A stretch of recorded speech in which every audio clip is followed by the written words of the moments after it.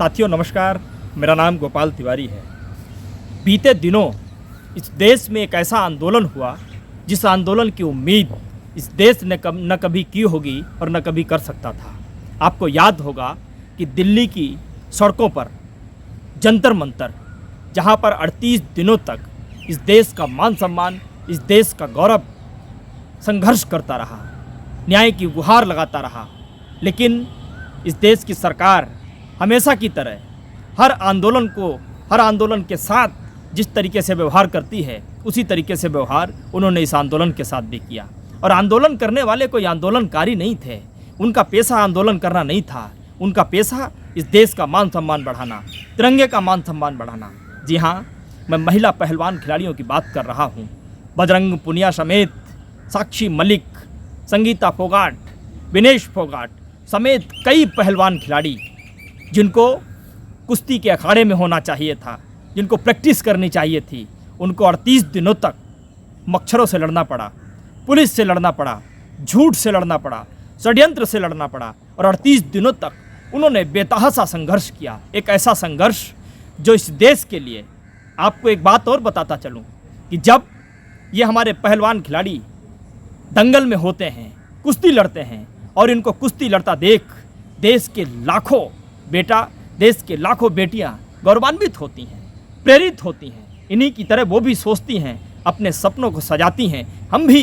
देश के लिए एक न एक दिन मेडल लाएंगे। ये जब तक दंगल के मैदान में थीं, कुश्ती लड़ रही थीं, तब भी ये देश के लाखों लोगों को प्रेरित कर रही थीं, प्रेरणा बन रही थीं। लेकिन जब ये जंतर मंतर पर आईं, जंतर मंतर पर जब इन्होंने अन्याय के खिलाफ कुश्ती लड़नी शुरू की, तब ये लाखों लोगों के नहीं, ये करोड़ों लोगों के लिए एक प्रेरणा बन गई। और एक ऐसे शख्स के खिलाफ लड़ाई थी, ब्रजभूषण का नाम आपने बहुत अच्छी तरीके से सुना होगा। अच्छे कामों के लिए नहीं बल्कि बुरे कामों के लिए सुना होगा, क्योंकि एक ऐसा शख्स जिसका आपराधिक रिकॉर्ड बहुत लंबा है, जिस पे 85 से ज़्यादा FIR हो चुकी हों और 30 से ज़्यादा संगीन धाराओं में मुकदमे चल चुके हों, गुंडा act, gangster act, arms act जैसी धाराएं लग चुकी हों, इन धाराओं में संगीन मुकदमे चल चुके हों, टाडा एक्ट जिस पे लगी हो, दाऊद इब्राहिम के साथियों का साथ देने वाला, तिहाड़ जेल में रहकर के बाहर आने वाला शख्स जब हमारे महिला पहलवान खिलाड़ियों के साथ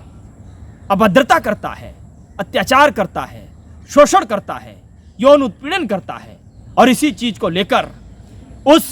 बाहुबली के खिलाफ, उस बलात्कारी के खिलाफ जब हमारे देश की बेटियां, हमारे देश का गौरव सड़कों पर उतरता है, पूरा देश तो उनके साथ खड़ा हो जाता है। लेकिन गौरव तलब है कि पूरा देश जहां उनके साथ खड़ा हो रहा था तन से, मन से, धन से, वहीं इस देश की सरकार अपनी नीतियों का परिचय देते हुए, अपनी नीयत का परिचय देते हुए, अपने संस्कारों का परिचय देते हुए कि मैंने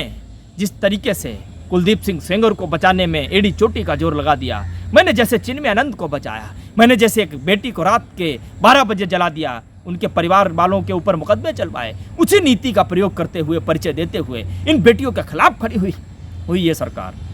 और हश्र कि जब इस देश में, देश की सबसे बड़ी पंचायत, देश के सबसे बड़ी सदन,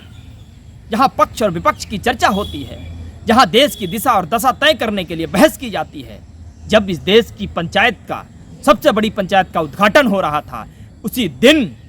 ये देश अपनी महिला विरोधी नीति का परिचय देते हुए हमारी देश की बेटियों को सड़कों पर घसीटने का काम कर रही थी। पुलिस बल का प्रयोग किया जा रहा था, तिरंगे के साथ इन बेटियों को सड़कों पर घसीटा जा रहा था। लेकिन पोडियम से सड़क तक का मार्ग इन बेटियों ने अन्याय के खिलाफ लड़ाई लड़ने के लिए चुना था, लेकिन वो लड़ाई उनकी जंतर मंतर से तो हट गई, लेकिन हिंदुस्तान के हर दिल में उस लड़ाई ने अपनी जगह बना ली। आज हर शख्स ये कह रहा है कि कानूनी लड़ाई आप जीतो चाहे नहीं जीतो, इस सरकार से आप जीतो चाहे नहीं जीतो, लेकिन हर हिंदुस्तानी के दिल में जो आपकी लड़ाई प्रवेश कर गई थी, वहाँ आप जीत गए हो। सरकार वहाँ हार गई है, नरेंद्र मोदी की सोच वहाँ हार गई है। और आप सभी लोगों को मैं बधाई देता हूँ, साधुवाद देता हूँ, धन्यवाद देता हूँ कि जो लोग महिला पहलवान खिलाड़ियों के आंदोलन के साथ खड़े थे, हमारे साथ खड़े थे, आज फिर जो लोग पोडियम से सड़क का मार्ग चुन करके सड़कों पर आए थे, आज फिर सड़क से पोडियम तक वो पहुंच चुके हैं। और आपको बहुत खुशी होगी यह जानकर कि बजरंग पुनिया की wife Sangeeta Phogat world ranking series में उन्होंने कांस्य पदक जीता है। जो लोग कहते थे ये बूढ़े हो चुके हैं, इनका समय जा चुका है, ये कुछ नहीं कर सकते, उन लोगों के मुंह पर यह बहुत कड़ा तमाचा है। शुरुआत हो चुकी है पदकों की आने की, और ये पदक लगातार आते रहेंगे, बार बार आते रहेंगे। और ये खिलाड़ी पदक जीतना तो आसान समझते हैं, लेकिन अन्याय के खिलाफ लड़ना बहुत कठिन समझते हैं। लेकिन इन्होंने अन्याय के खिलाफ लड़ाई को लड़ने के लिए वो कठिन शब्द भी सरल बना दिया, और ये देश को दिखा दिया कि आरोपी, बलात्कारी,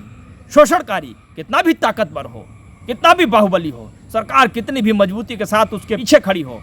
यदि देश की जनता,